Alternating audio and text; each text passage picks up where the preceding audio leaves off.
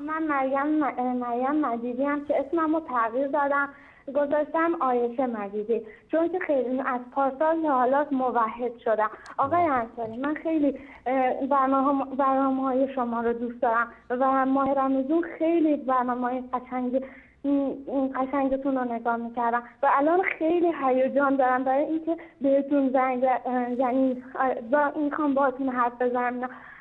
خیلی خوشم میاد از برنامه‌هاتون. من خودم افغانی ام، از بچگی سنی و مسلمون به دنیا آمدم، اما پدر مادرم جوری بودن که اصلا من مسلمون بار نیاوردن. به خاطر همون منم گرفتار همین خرافات و ترندیات این آخوندهای رافضی شدم.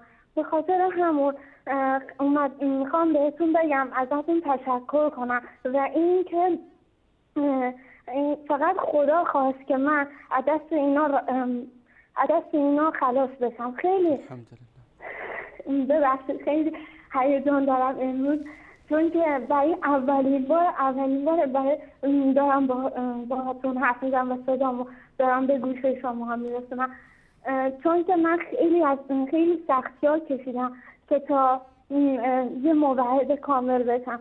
چون تو مدرسه‌ای که بودم همه به حضرت عمر، حضرت عایشه و به کل اصحاب و اهل بیت کلا توهین می‌کردن، اصلا در حرف سنی‌ها مثلا گوش نمی‌دادن، خیلی بی‌ادبانه رفتار می‌کردن.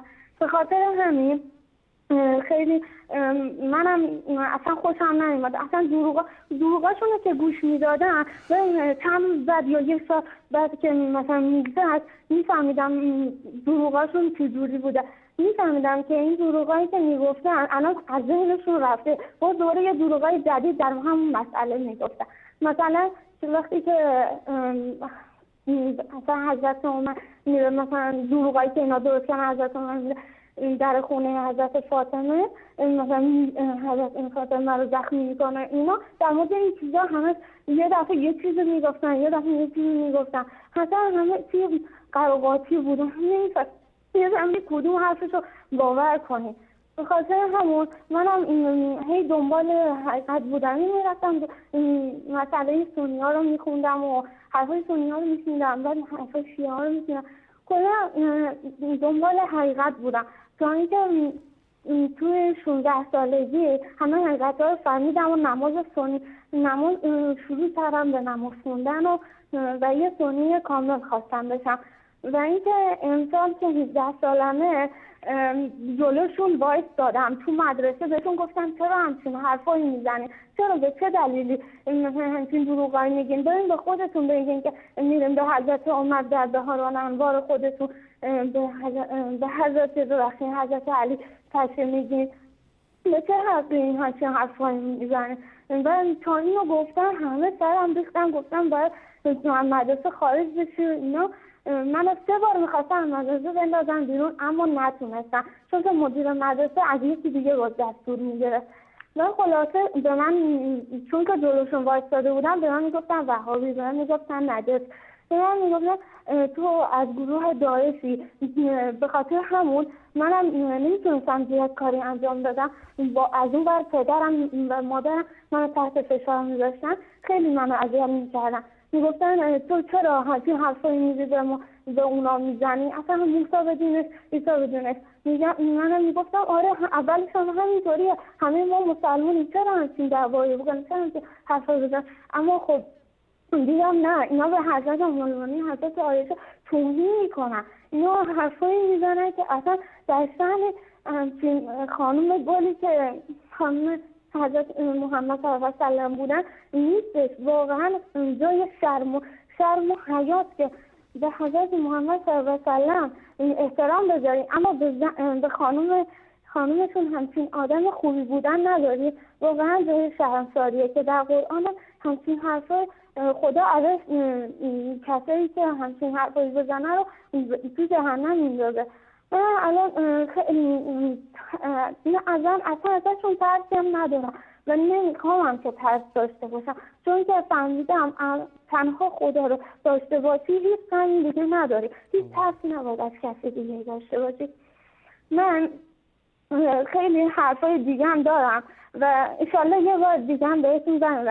اما حالا بازم میخوام یه حرفای دیگه هم هست بهتون بگم. پدر من خیلی یه جور آدمیه که از بچگی چون خودش بی‌سوادوار اومده و میخواست منم بی‌سوادوار بشم، میخواست منم اذیت کنه اونا.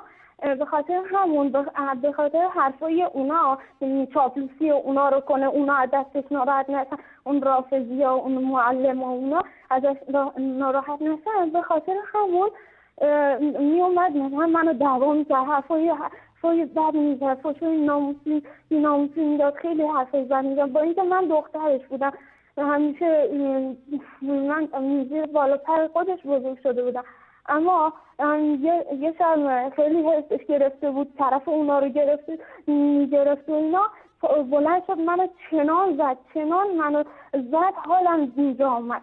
اما این دفعه مثل قبل دیگه که منو میزد اصلا ناراحت نشدم، اصلا غم تو دلم جا نگرفت.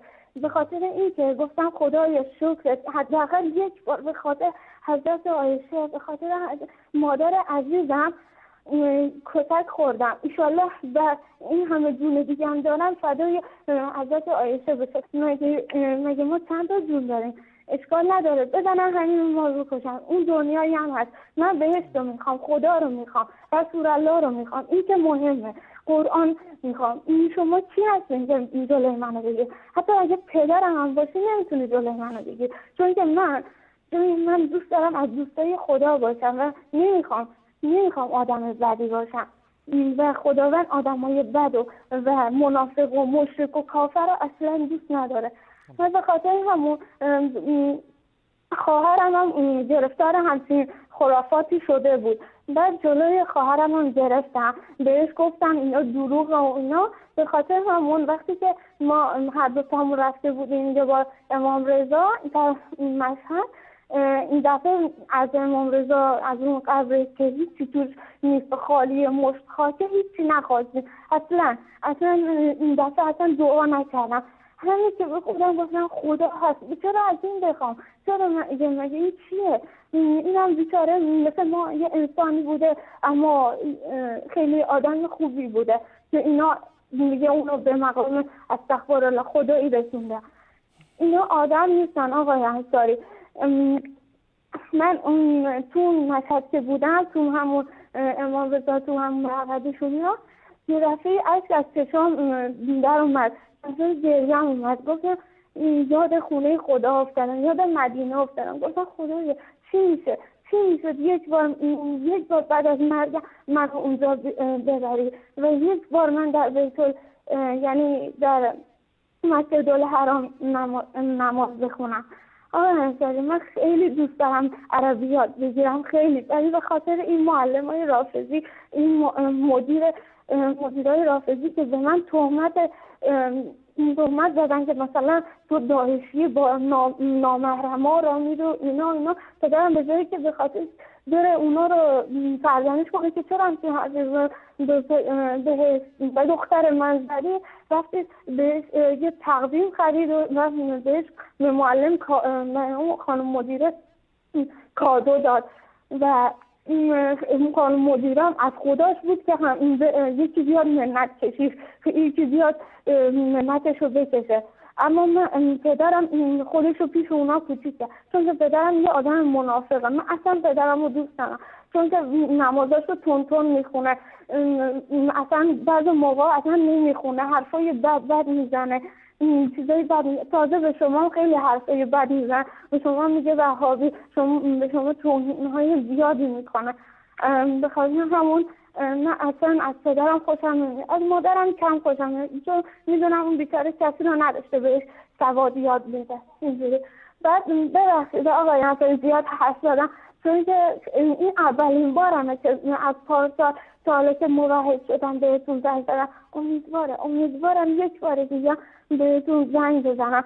خیلی دوستتون دارم آقای انصاری و همینطور آقای فضل الحق سلیمانی و همه دستانداراتون و همینطور به آقای مجیب الرحمن بگین که فقط این نیست که توی کشور افغانستان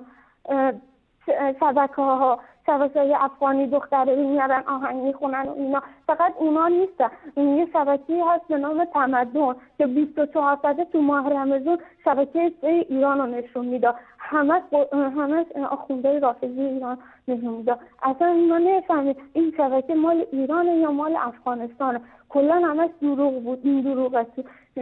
لطفا یه کاری کنین که این شبکه هم دیگه از دیگه کم بیارن و نه. آقای حسن یه چیزی راستی همین هفته پیش که شنبه بودش، شب شنبه در کالان شیش ایران که خبرشه در مورد شما توهین‌هایی میگفتن، حرفایی میزدن، چیزایی میگفتن که اصلا با واقعیت جور در نمیومد. رفته بودن یه دید کارشناس آورده بودن در مورد شما توهین‌هایی میگفت، مثلا این از طرف این شبکه از طرف شاهزاده‌های عربستان درست شده و فلان و فلان و فلان. از این حرفا دروغا میزنه. من کلا دروغ میگفتن همش. تشکر میکنم از این خواهر گرامی. من اگر بخوام بر هر جمله ایشون یک تعلیق بدم جا داره. واقعا اینها نمونه‌هایی هستن از ایمان، صبر، تحمل در این زمانی که شما ببینید که در مدرسه چگونه با ایشون رفتار میشه، در خونه پدرش چگونه رفتار میشه. اینها واقعا انسان رو به یاد سمیه ها، به یاد عمار ها، یاسر ها، به یاد اون صحابه‌ای که در صدر اسلام از پدر، مادر، از قوم، قبیله، از خانواده، از همه کی از آزار و شکنجه میدیدن. اما الله سبحانه و تعالی امر میکنه و راه حلی نشون میده در این مواقف که ما چطور باید برخورد بکنیم. میگه که واستعینوا بالصبر والصلاة، کمک بجویید به وسیله صبر و نماز خواندن. صبر کنید.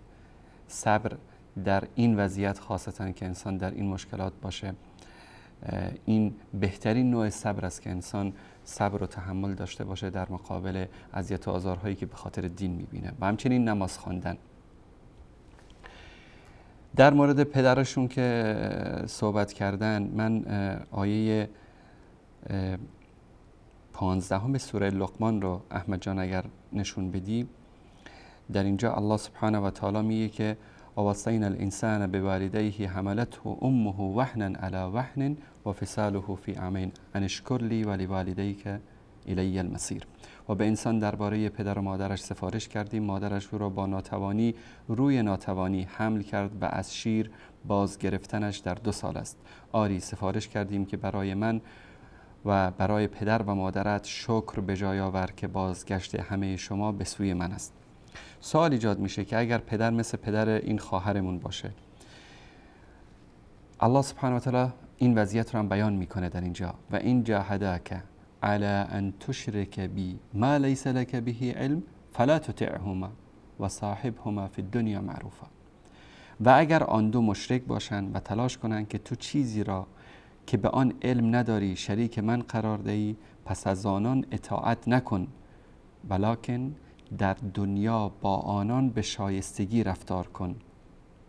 ببینید این امر الله سبحانه و تعالی است که از اونها اطاعت نکن، ولکن با آنها خوش رفتاری بکن. واتبع سبیل من اناب الی، و سپس و از راه کسی که پیروی کن که توبه کنان به سوی من باز آمده است. ببینید این وظیفه شماست که با نیکی با پدر و مادرتون برخورد بکنین، ولو اینکه مشرک باشه، ولو اینکه شما رو به شرک امر بکنه، ولو اینکه شما رو کتک بزنه، ولو اینکه شما رو از نماز و از عبادت ها باز داره. وظیفه شما این است که با خوش رفتاری و با سخن نیکو با آنها برخورد بکنید.